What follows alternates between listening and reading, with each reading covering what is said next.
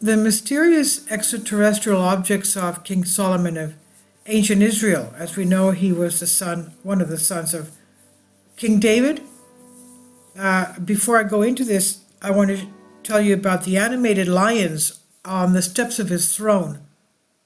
When he walked up and down the stairs towards his throne, the heads of the lions would turn towards the step that the king was stepping on. Obviously, there was a pressure plate on the step that would cause the animated lions' heads to turn towards the king. Isn't that something? They were almost what we would call robotic.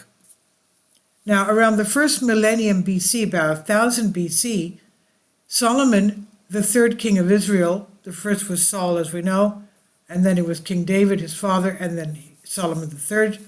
The third king of Israel was the most powerful man of his time. He's described in the Bible and legends as a character of incredible abilities. In fact, according to the same traditions inside the building that bears his name as Solomon's Temple, were also kept mysterious objects with strange properties that could be considered as products of a superior technology for its time, or even as alien in origin. As we know, he was very rich, he was also very wise, and one of the examples are the robotic animated lions of his throne. Another claims that he had flying carpets. Now, Solomon, the son of David and Bathsheba, the wife of Uriah, third king of Israel, ascended the throne of Israel in 972 BC, and he reigned for 40 years. At some point, he built the famous Temple of Jerusalem, in which several sacred objects of the worship of the Israelites were placed.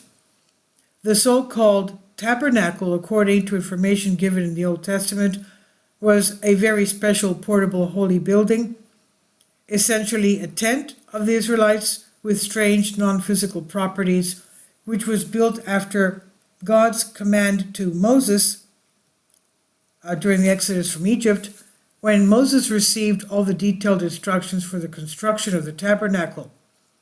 The tabernacle was considered to be the dwelling place of God, but also the meeting point of God with the children of Israel.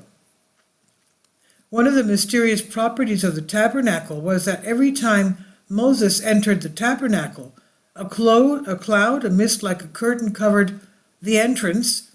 In this way, God manifested his presence in order to speak with Moses.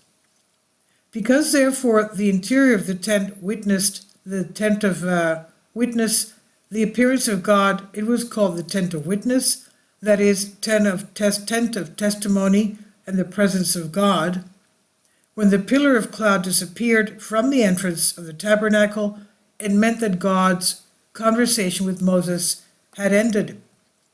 The Israelites constantly carried the tabernacle wherever they went, but stopped doing so when they conquered the land of Canaan. It was David who planned to build a permanent building, a temple, to replace the tabernacle. However, it was his son Solomon who supervised the building.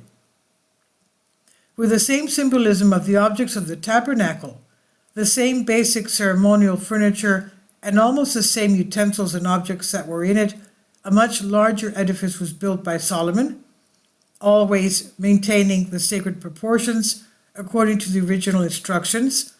In addition to the tabernacle, some other mysterious objects had been placed inside Solomon's temple, the temple in Jerusalem.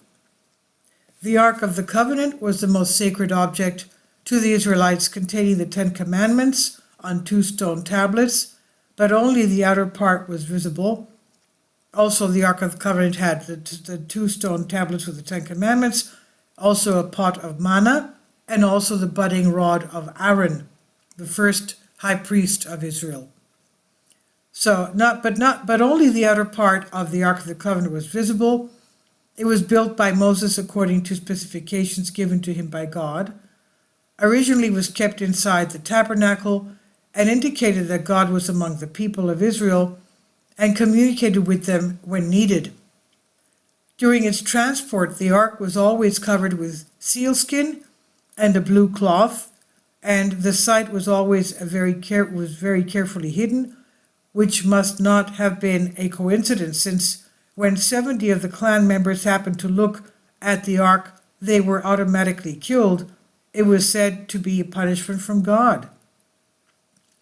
In the battles that took place, the Ark of the Covenant preceded the people as a divine shield of protection. According to Jewish tradition, whenever it passed, it burned the thorn bushes and other obstacles it might encounter on the way, while sparks emitted from the two facing cherubs on its lid and could kill snakes, scorpions, and other dangerous animals. When they were crossing the Jordan River, as soon as the feet of the priests who carried the ark touched its waters, they disappeared or evaporated, and the river dried up. But as soon as they crossed the other side of the Jordan River, the waters returned, according to Joshua, who took the lead of the Israelites after Moses had passed. Now, when it had to be carried on an ox cart, a driver reached out his hand to keep the ark steady from falling on the rough road. He himself fell dead from touching it. When Solomon's temple was inaugurated, the Ark of the Covenant was placed there with special care and reverence. As soon as the priests left the Holy of Holies, the temple was filled with a cloud, which they interpreted as indicating that the glory of the Lord had filled his house. It's said that inside the ark, in addition to the tablets with the 10 Commandments, was kept a piece of manna that was given as food to the people in the desert for the first time, as a provision of God.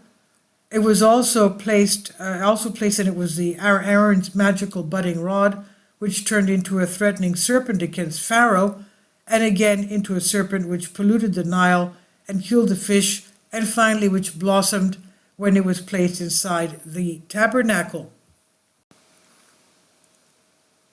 Of course, inside the temple, there were many other sacred objects, such as the sacrificial altar, the 7-light lamp that initially burned in the Holy of Holies of the tabernacle and over time became a symbol of the Israelites in the Jewish religion. Also, there was the copper sea, or otherwise the molten sea, which was a big mobile water tank, and there was still incense and more. According to various traditions and legends, King Solomon is said to have had flying carpets. One carpet, in fact, was supposed to be 60 miles long and 60 miles wide, capable of carrying 40,000 men. If we would like to stay in this improbable version, then maybe this was also guarded by Solomon and the flying carpets that emitted rays of light and fire inside the temple he had built. The lightning rods of Solomon's temple, 24 in number, are said to have been placed at various points on the roof of the temple, apparently not at random, to protect it from lightning of the heavens. According to legend, King Solomon subdued and imprisoned 72 demons in a copper vessel as a gift to mankind. In fact, it's assured that this story became a source of inspiration for the Book of Solomon, the Key of King Solomon, although there is no reference to these spirits, while according to historians it was written around the 14th to 16th century by an unknown author. After the capture and destruction of Jerusalem by the Babylonians in 587 BC, all of these were lost, disappeared, stolen, or very well hidden somewhere else. In fact, according to the Old Testament, when Nebuchadnezzar captured 3 wise men from Solomon's temple and later threw them into the fire, they did not burn, but another form appeared. We're talking about Daniel and the youths. And with them appeared, of course, the prefigure of Jesus Christ. Now, modern hypotheses hold that a gate was opened, the gate that opened in Iraq, and the war for its acquisition between U.S. and Saddam Hussein. Nana was a space portal or time portal. Could any of this be true, and to what extent? And if it were true, then in modern times could we not say that these objects were of extraterrestrial origin, since there was supposed to be no civilization that possessed such advanced technology? Of course, anyone can easily argue that they had a divine origin, or simply the imagination of those who narrated them as well as those who wrote them? There are certainly a lot of questions to be answered, and this I've translated for you from a Greek article. Please leave your comments, and thank you for your support. Kindly support my Patreon account. The daily posts are 5 videos daily, and they are totally different from what I have on my YouTube channel. Thank you so much for your support and that you find all my content so interesting. You'll find the Patreon account details in the description box below.